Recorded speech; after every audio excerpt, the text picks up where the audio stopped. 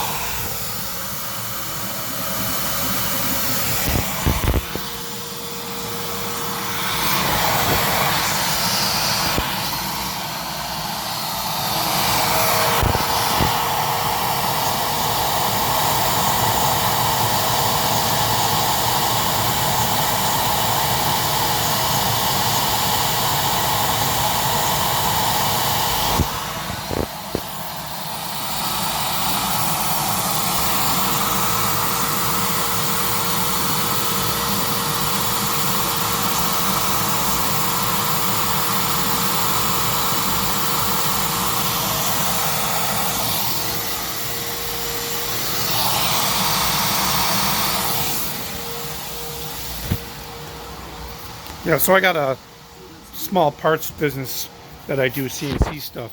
So I just figured I want to show you that. Nothing's really changed in here, as you can see. So just getting stuff ready. All right, guys, thanks for watching. Like, subscribe, and hit that notification.